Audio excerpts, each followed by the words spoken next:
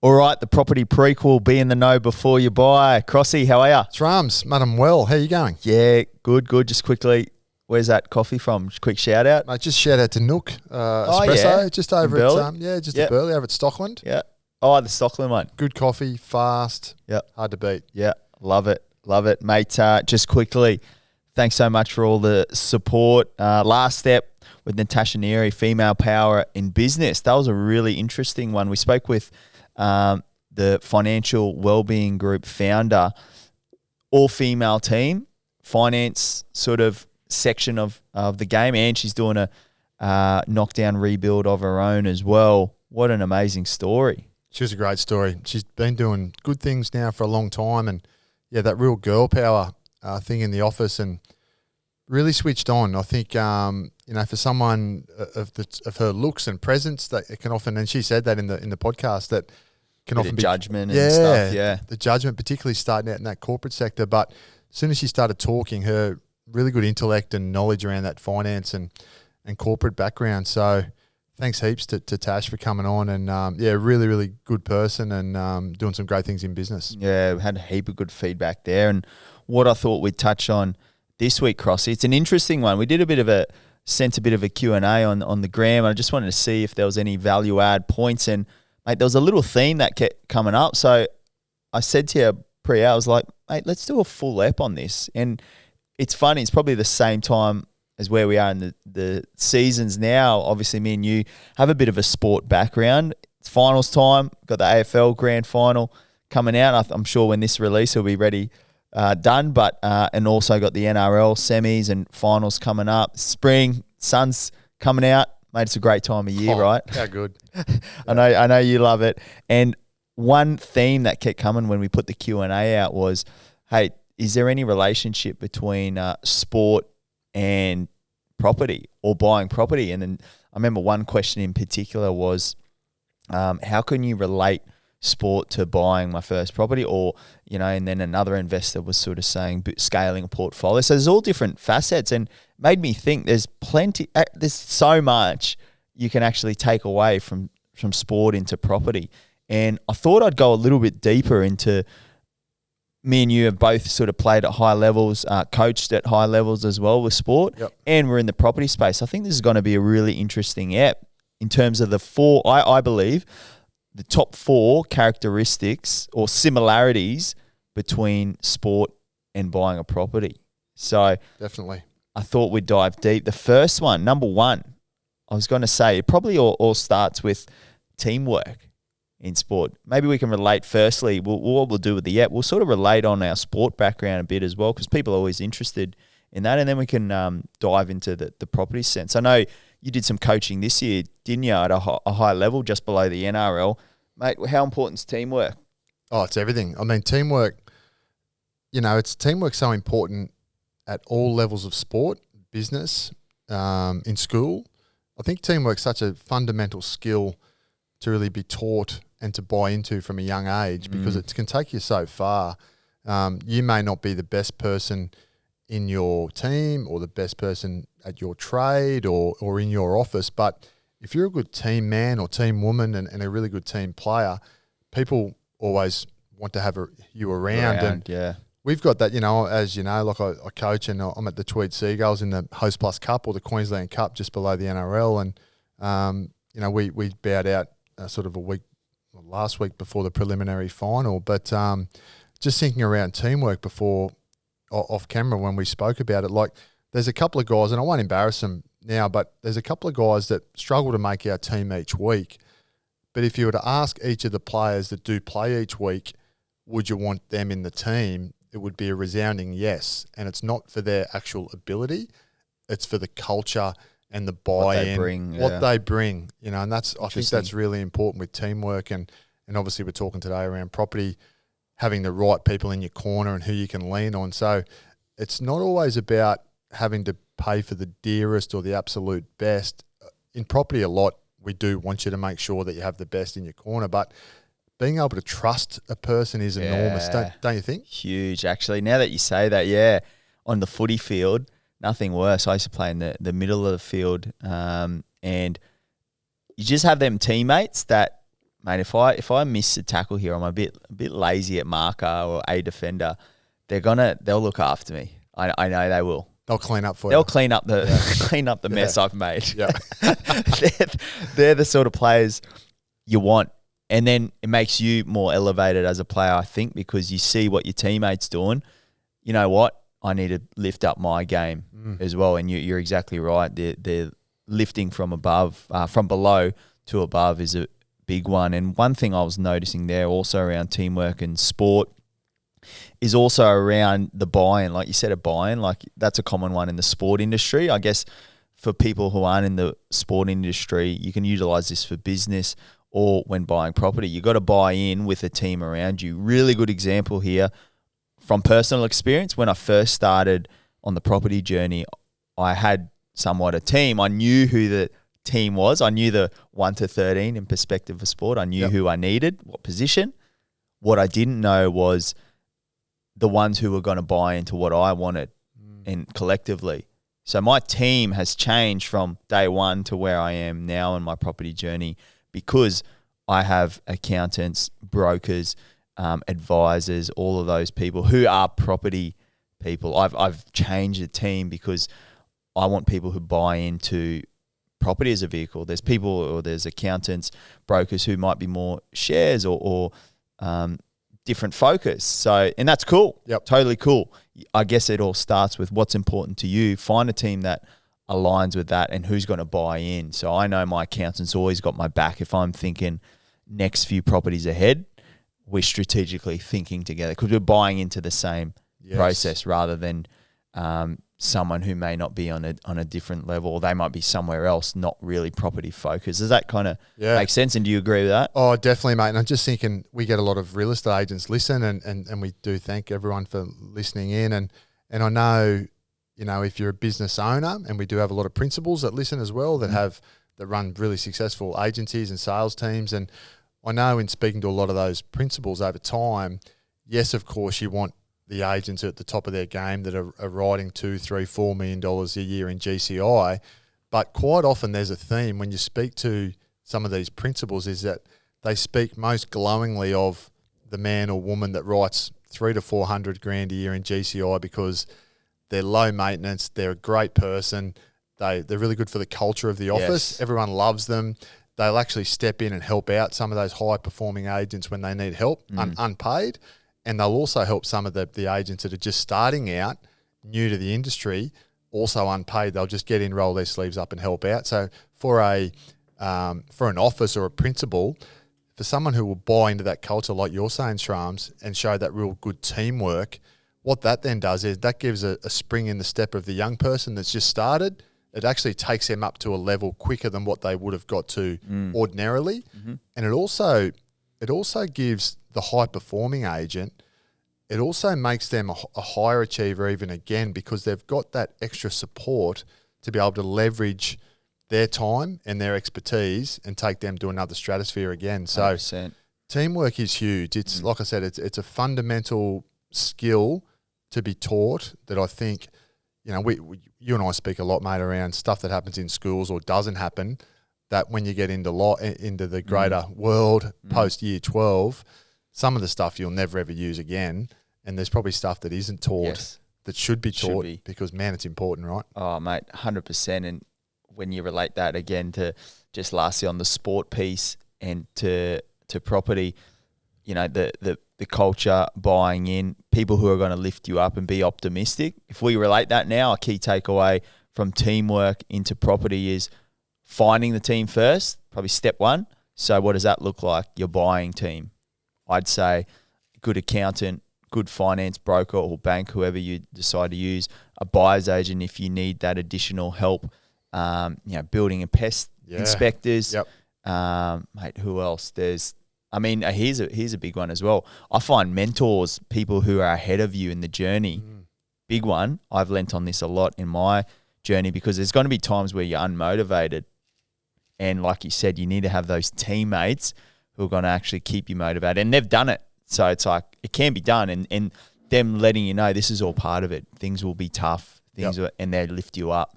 So you don't want a team full of negative or people who aren't buying into what you want. I think that's probably number one, is finding out what the positions on the field are. So I've just explained a few there. Yep. And then finding people that align and are going to buy in to what you want. So that's our first similarity there, is teamwork and how you can form that and buy in.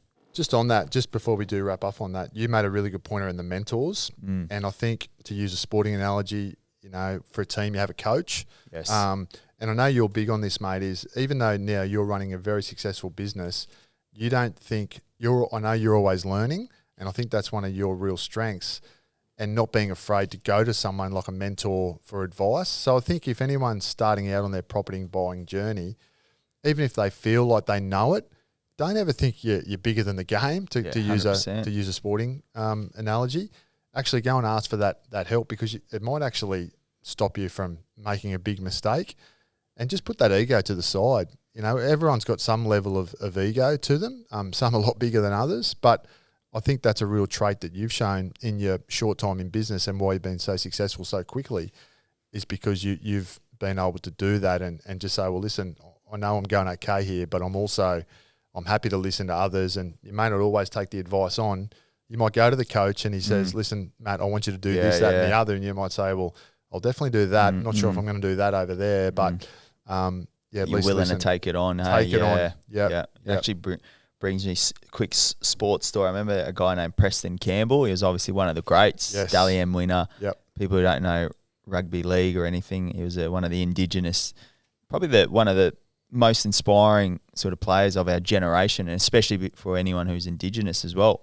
Huge following off the field as well, Preston Campbell. I remember at training, mate, he's done it all in the game. Won grand finals, Dally M. He would be sitting with the coach and asking some of the younger kids, hey, what line should I be running on the, and how was my shape on that one? Like, trying to improve his game. Amazing. He's asking very what's the word? Humility. Very humble, Very humble. So there you go. That's a really good one when you're relating teamwork to property. I think the next one, Crossy, this is a big one. Preparation. Yeah. Mate, what goes into preparing a team week in, week out at high level sport? Well, there's a lot, and I guess you've got to know what the plan is. So you do a preparation based on what's coming up. So if you know you've got a game on tomorrow, you're not going to do a 2-hour fitness session today, are you? You know, that would be pretty poor preparation. You would know that, okay, they talk in NRL in terms about -2 and -3 days. So meaning you might have your captain's run on -3 days, meaning 3 days before you actually play, or 2 days before. Like a rehearsal kind of session. Yeah, exactly, like a dress rehearsal. But you know that prior to that, you're going to be doing some hard work. So it's all based around when you're going to play. And it's no different in property, is it? If you know you're going to buy a property within the next few months, then you want to really be laser focused in your preparation now. If you're thinking about buying in next year or the year after, well, your preparation is not as key right now. You might want to start to get some ducks in a row, but it's not as critical. But if you're talking purely about preparation for sport and relaying it to property, it's all around the timing of when the event is. So you've got to know when that event is coming. Yeah, so that's critical. Mate, again, without embarrassing you, you are outstanding in preparation when you're playing. You're super vigilant. What are your thoughts around preparation? And it's part of what you do now for a living. Mate, it's huge. It is. And what's that saying? Perfect preparation. Perfect practice prevents piss poor performance or something. Such a That's 6 right. Ps. I heard it ages ago, and it's all around preparation. Like you can have all the skills and everything, but if you're not someone who's diligently prepared, you fall off the ranks. And I've seen this big time in professional sport where the guys, the higher went up the level, you realised, man, these guys are super disciplined. Like they're just doing the simple things, but consistently. They prepare well. They're eating well. And I think that's the difference. Like you were saying, like you got the guys playing the local footy and then the next grade up and then NRL and then probably for Australia at the elite globally. I find the difference is it's not always talent. It's the ones who are better prepared. I've played with some guys who were just so diligent and you learn off them, like just in terms of sport, diet, preparation with your gym, things like that, like doing all the, not so much the session, it's all the stuff before the session. I used to see the real senior guys, doing all the prehab. They'd get in 15, 20 minutes early, do all the little exercises there. After a game, they'd study, watch video, just even if it was a half hour to an hour, they'd analyze the game, sleep, all those little things that might not seem a lot, but it's preparation for the event, as you're saying. If we relate that now to property, I really feel preparation is around identifying, I guess, the asset that you want, right? So here's a really good example. I'm trying to relate from sport into buying property. If you're thinking of buying a property in a certain location, I really feel you should be best prepared before even going out to play, like you're saying, game day. I would be doing things like going on realestate.com, searching that suburb, saving it. You click the little star and save it as a search in the price points you want. I'd be looking sold section, for rent section as well to get, if you're an investor, you want to know the rents, but if you're an owner occupier, for sold and for sale as well. So sold and for sales, refreshing every sort of 24 to 72 hours, seeing what's coming on, seeing what's selling, and then having an idea of, all right, what was the first list price? What did it sell for? All right, this one was a 3-bedder. How come that sold for that? You know, how come this pocket, when you look on the map view, all of these ones in this pocket are selling at over this price when this, you know, and you start identifying trends, you know? You start identifying which agents in those areas are doing a lot of volume as well. You start identifying, that seems cheap. I wonder why that is, you know, and you're doing your research. So this is all, I feel, the preparation side before actually going. So when you've got your team behind you and then you've done the preparation, when a deal comes up, you can act quite quickly and go for it and produce the results because you've done the work. You've done the little preparation. You're studying the market, hyper-focused. As you said, you're just staying focused. You're looking, things are selling and what's coming on.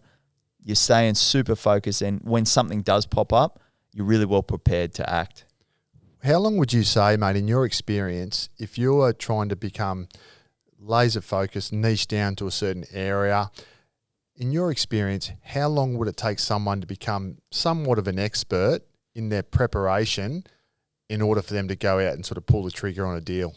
Good question. I feel depends how serious you are. You know, I obviously love it. So, mate, I'll spend every 24, 48 hours in an area that I'm looking in a client in. But maybe if you're still getting your ducks in trying to learn, I reckon anywhere from 30 to 60 days of good, hard analysing an area. And that includes not only saving your searches, looking at past solds and for sales and going out to open homes. You should be sort of actively going out there, chatting to agents, all those sorts of things. I reckon if you're doing that, you know, once to 3 times a week over a period of 30 to 60 days, you should be hyper-focused in that area. And people think it's a big task to get knowledgeable in a certain area. I believe it's doing all the little habits, but consistently.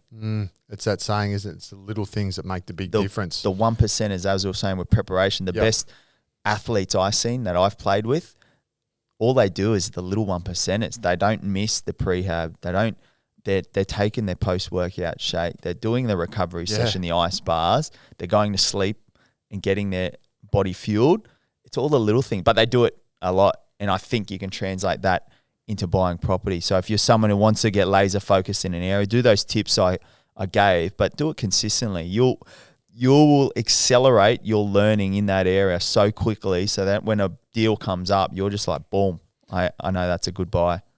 So just thinking out loud, you've got a guy or a girl that works 9 to 5 or 9 to 6 in an environment where it's a manual type role. They don't have access to their phone, or they're sort of head down, bum up all day.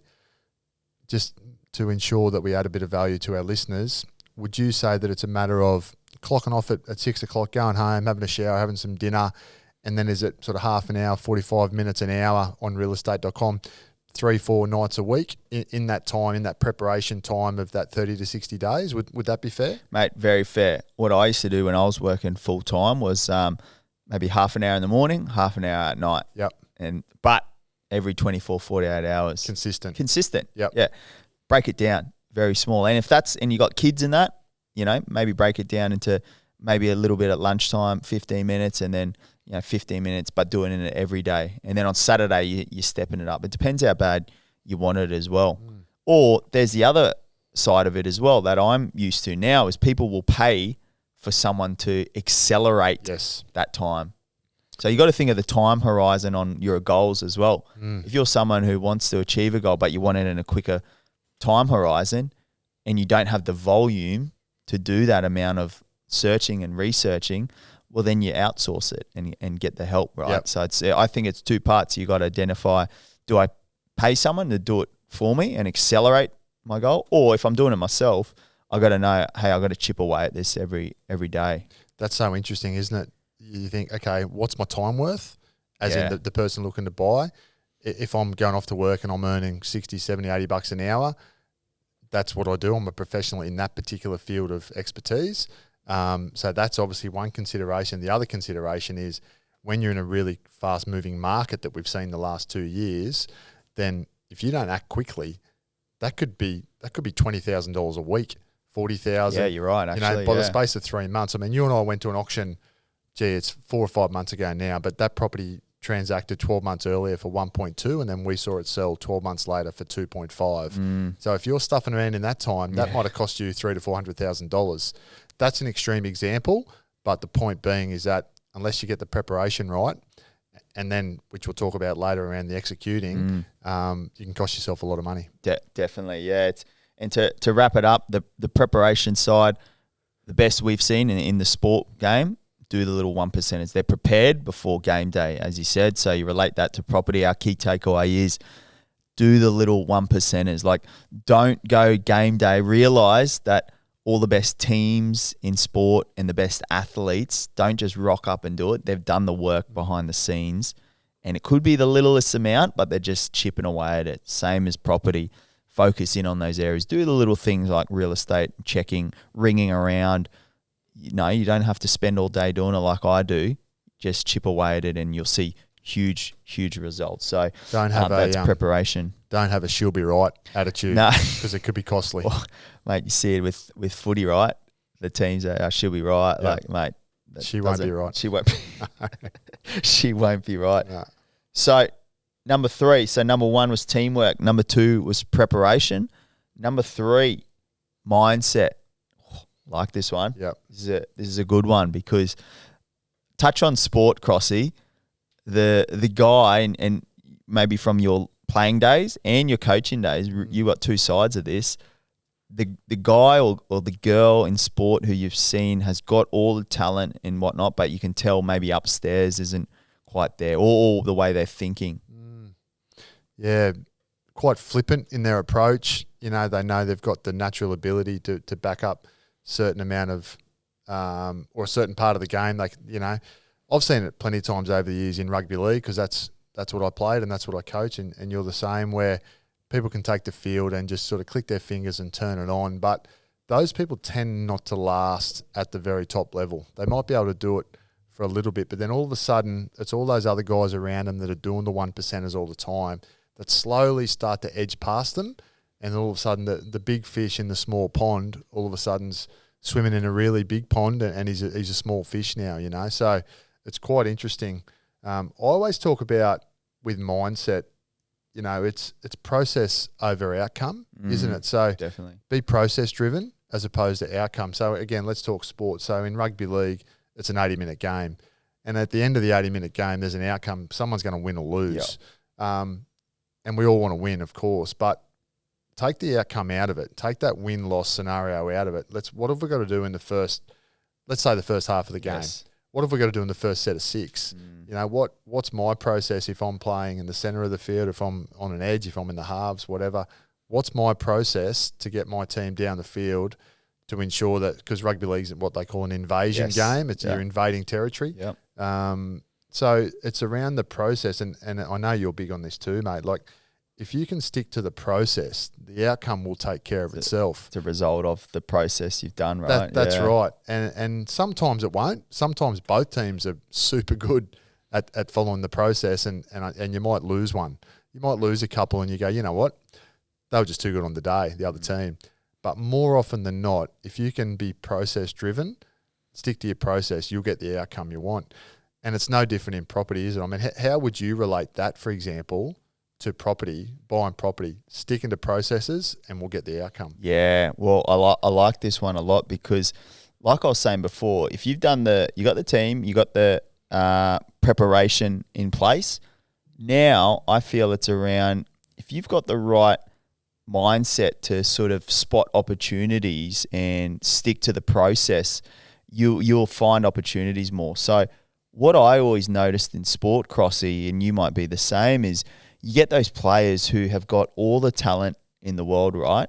All the talent, fast, athletic, agile, strong, but they don't back themselves upstairs in the brain, in the mindset. So example being, and sorry to chat the footy again, but, you got a short side play, Yes. and it's there for the taking. If he takes it, he probably comes out with a great outcome. But I've played with guys who weren't willing to, they didn't back themselves. They were fearful of if they made a mistake. They're worried about getting bundled into touch. Exactly. So if I relate that to property, I know property buyers and investors who have got all the knowledge, who have done all the studies, who could rattle off every sale and for sale in suburbs. But when a property opportunity comes up, they don't do nothing. Still fearful. And I can hand on heart say this. I've worked with people like that. I don't waste my time with people like that because I provide the opportunity. I'll make the play happen, but I can't do anything about someone's mindset, right? They've got to be internally glass half full versus glass half empty. The glass half empty people, no matter what opportunity comes up relating to the footy field again, doesn't matter what comes up, that they may not take it. Where the guy I found in footy, guy and girl, I've seen it in both gender codes, is, look, the ones who just back themselves, they might not be the quickest or fastest, they'll generally come out with good results, is because they've spotted the opportunity and they went in for it. So that's got a lot to do with the mindset they have around it, right? And do you reckon, you're exactly right, and do you think having a good team around them, mindset's definitely, like, it's massive, it's in that scenario that you gave, but if you've got a business leader that you're working for or a coach that's actually giving you confidence to back yourself, as opposed to a mentor or a coach that says, oh, man, I'm not sure, that's not really the play, I'd rather you go open side and get to centre field so we can get a kick. Do you know what I mean? 100%. I think that's where, as a coach, it's really hard. I've got to temper with that in my mind a lot, is you want to back your players and give them autonomy and to fulfill their potential. But by the same token, you've also got to temper it with what's good for the team. But in this example that we're talking about now with property, you're exactly right. That they might have done all the preparation in the world. They might already have their team, their accountant, their buyer's agent, whatever, all ready to go. But if they haven't got that right mindset, they're going to have that, what do they say? Paralysis analysis. Paralysis. Yeah. Opportunity might be right in front of their face and they either miss it or don't see it or they don't take it. Yep. Best people in property, I feel, is they see opportunity. They've done the preparation and work in terms of risk mitigation and they act quickly and they spot opportunities. Love it with footy as well. Like the guys who can spot opportunities and then have the confidence and belief to have a crack are the ones that usually get by, right? Yep. So that's a really, really good one is, the mindset around it. So I always say, here's a piece of advice and takeaway for buyers is that I noticed when I was in sport is have a think for yourself. What do you think you are? Are you more glass half full or glass half empty? Like if an opportunity did come up, how would I really feel internally, if something really, really good come up, are you someone who would act? Or are you someone who might need a bit more time to think and whatnot? Maybe you need more preparation then. Yep. And there's no right or wrong, is there? It's just no right or wrong, what sort of personality type you are. And one more, just while we're on the mindset that I just thought of then is around visualization. Yeah. I know like you do a lot of meditating and stuff, and I know in football and in sport analogy, sports psychologists big on visualization. What about for property owners? I know myself when I've bought property over the years, different sort of investments and that, at times I've sort of visualised because I've bought a lot off the plan. Mm-hmm. Visualize sort of how that would look at the end, what else is going to be around it in sort of 18 months, 2 years upon settlement. Mm-hmm. And I know that actually helped me because as I started to visualize, it started to make me really think further about my investment decision, which made me then revert back to actually do some more preparation, to do some more research as I started to visualize more. How important do you reckon that is? Huge. I think visualization is a huge key. And one of the biggest assets I seen of some of the best athletes I played with was there were people who visualized. And there's a lot of research and science behind visualization. And you can apply it straight to property as well. If you're someone looking for a property, start visualizing yourself in terms of moving into that home and living in it. I'd say don't so much focus on the outcome, focus on the process. Yep. What do I visualize on? What do I need to do? Who do I need to call? What do I need to research? And what do I need to identify? So if an opportunity comes up, I think too many people try to visualize just the house popping up out of nowhere, but they're not visualizing the actual action steps and process to get it, you know? So if anyone's out there, listen to Mel Robbins on YouTube. She's a specialist in that sort of world of visualization. She has a really good video around the difference between applying your visualization to process and not attaching it to the outcome. Right. How does it feel? What action are you doing? Feel what that would bring.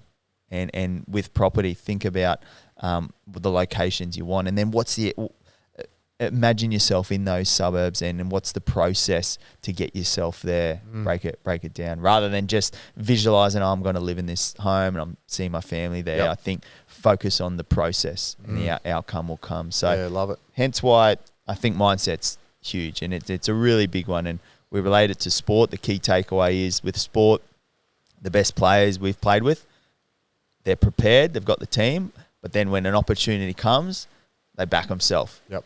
They back themselves, and that's because of the belief, because of the mindset work. Relate that to property.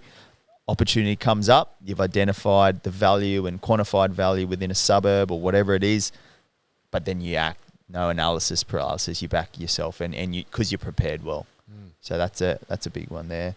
So last one, Crossy, as we wrap up the ep. This is a really good one. So we've had teamwork, preparation, mindset. Last one, number 4, adversity and resilience. Yeah. Oof, just to top it off. Yep. It's not always going to go right, is it? There's going to be roadblocks and there's going to be things that pop up. And again, to go back to our sport analogy, because that was a lot of the questions that you got was how do you relate it to sport, given our backgrounds? Well, you're going to get an ACL injury, aren't you? You're going to pop a shoulder. You're going to roll that ankle or do whatever. You're going to get a couple of head knocks and it's going to set you back, and you're actually going to start questioning whether you can keep performing at a high level in your chosen field of sport. And it's no different in property, is it? I mean, that's why a lot of people that probably end up clients of your own come to you. They've possibly tried to do it themselves, had no joy, or they've had a bad experience. And I've certainly over the years, you do learn by your mistakes. And I've bought a couple of properties over the years that probably didn't turn out exactly how I'd hoped. I'm sure we've all done that, but it's about getting back on the horse and overcoming that adversity and showing a bit of resilience. And it's no different in the property sector, is it? Particularly, let's talk about yourself. You say that all the time, don't you, with clients that have come to you like, okay, hey, what's your experience? Scar tissue, There's some scar tissue here. Let's have a look at it. So, what's your feedback around that? Yeah, it's a big one. Oh, it's pouring rain. Is that all good? Yeah, it's pissing down. Absolutely. Yeah. Mate, I was getting the suntan out before, and all this. Got to put the coconut oil away now. Jeez. Yeah. So, look. One of my favourites, adversity and resilience. You're exactly right. When I relate it to sport, I remember there were guys I played with, even myself, like you do it to injuries. You lose a game. You probably didn't perform at your best, maybe. Yeah. You set back. Maybe you got dropped. Yeah. I find I've played with a lot of athletes and professional athletes who didn't come back from those. They might have got dropped 1 week and, mate, you never see them in NRL again. Because maybe they didn't have the resilience to keep going or to deal with adversity. I see it a lot as well in junior athletes, they might have one injury setback, you know, and they're like, oh, man, my career, like, I don't know, this is tough, like the rehab on my own. Man, like the best athletes I've seen, they bounce back, they're at it again, and they keep going because they got the resilience for it. The good mindset. Good mindset, yeah. When you relate that to property, I see it firsthand a lot. A lot of people have some scar tissue with property. Maybe they got burnt on a deal. Maybe an agent didn't treat them or something, or a deal didn't go the way they planned, or they might have lost a lot of money on a deal, potentially. Instead of the scar tissue holding them back and never doing it again, the best I find in the property, actually use that as fuel and learning to improve their next one, right? I can say firsthand, some of my first properties I bought, looking back, I could have done better, 100%. Yep. But it didn't stop me. Each one I got into, I feel I'm getting better each time I buy. And obviously now doing it full time for a living, you keep sharpening your craft and whatnot. But the key thing is, don't let one or two or whatever setbacks hold you back. You got to have the resilience and adversity, because me and you both know, like sport, in the property world, you're going to get setbacks. 100%. It's the nature of it's the inevitable. game, isn't it? Yeah. It is. It's inevitable. Unfortunately, I'd love to say that it isn't, but it's going to happen. But if we pull it all back to everything, and you've got that really good team around you, and you've prepared well, and you've got a good mindset, I tell you what, you're ticking a few boxes there. Like, you're giving yourself the absolute best chance you can to get it right. And, you know, if for some reason you've ticked all those boxes and it still doesn't quite go to plan, well, as you and I both say, you know, you're either winning or you're learning. Yeah. Aren't you? So don't look at it as a negative or a loss. Just look at it, okay, what can I learn from that? What could I do better next time? And that's whether you're buying property or on the sporting field. Yeah, definitely. And as we wrap up, lastly, on that adversity and resilience piece, resilience and adversity in the sports sector, you see those players who can, I call it their bounce back level. They can have an injury, or they can perform bad or get dropped, and mate, they can bounce back pretty quickly. They're the ones I see succeed a lot, even outside of sport, because they've just got that resilience foundational. I see it in property. If you relate that now, we relate that to property. The best people in property might have a bit of scar tissue. They don't use that as pain. They use that as learning to continue to move forward. And each deal or each experience they have in the property actually makes them better. I've worked with some high-level investors and also owner-occupiers in business, all those sorts of things. The common trait is they've all got some form of really good adversity and resilience, because setbacks are happening to everyone. You're not special if you've had a setback or something to put you down. But the special ones in the space who get to those top 1% levels, I feel, use that as fuel and learning. Like you said, you either win or you learn. So hopefully that last piece there just sums it all up, because you're exactly right. Like, you got your team, you got your preparation, you got the mindset for it all. Setbacks are bound to occur, but realize how quick is your bounce back. How quick is your bounce back? Just to wrap up, just on the sporting piece, you know, what we've seen, you and I have both seen, some of the best sports people in no matter what sport it is, there's a bit of a common theme. We've touched on those common themes today, but there's another one, and it's that they've got an outside interest. So they're not 100% just focused on their sport. They're also out investing, or they're doing some study, or they're doing whatever. I know in the sporting field, guys, and use rugby league because that's what we're in, guys that are doing extracurricular study or they're doing external things are generally the guys doing the best on the field. And when they come out of that chosen sport and they get to the end in retirement, they're the most well set up.